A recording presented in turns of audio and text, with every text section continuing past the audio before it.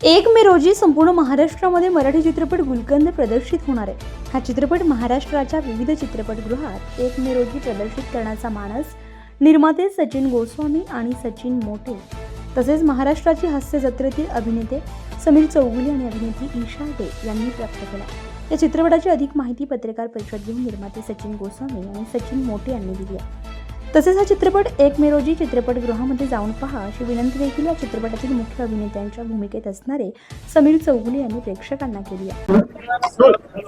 नमस्कार सगळ्यांना, माझा 1 मेला गुलकंद नावाचा चित्रपट येतोय। हा तुमच्या आमच्या कुटुंबाचा चित्रपट आहे। एक मध्यमवर्गीय घरात अचानक एक घटना घडते आणि त्यानंतर त्यांची काय मजा येते, असा एक विनोदी चित्रपट आहे हा। आणि माझा मुख्य नायक म्हणून हा पहिला चित्रपट असल्यामुळे माझ्यासाठी हा खास आहे चित्रपट। हा चित्रपट नुसतं तुमचं मनोरंजन करणार नाही आहे, तर तुम्हाला तुमचं आयुष्य समृद्ध करणार आहे। तुम्हाला नकळतपणे काही गोष्टी अशा सांगून जाणार आहे, असं भाष्य करणार आहे की तुम्ही थोडेसे अंतर्मुख सुद्धा व्हाल। म्हणजे तुमचं मनोरंजन करता करता तुम्हाला 4 गोष्टी सांगून सुद्धा जाणार आहे आणि त्या मित्रत्वाच्या सल्ल्याने सांगणार आहेत। आपण एखाद्या मित्राला खांद्यावर हात ठेवून सांगतो ना कानात, तशा त्या गोष्टी असतील।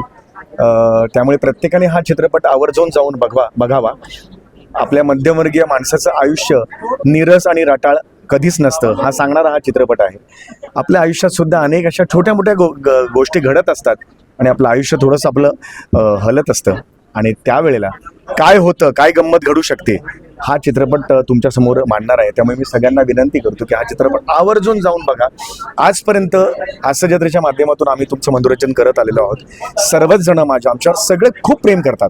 मी तर स्वतःला एवढं भाग्यवान समजतो की लाखो करोडो लोक आमच्यासारख्यांवर सगळ्यांवर प्रेम करतात।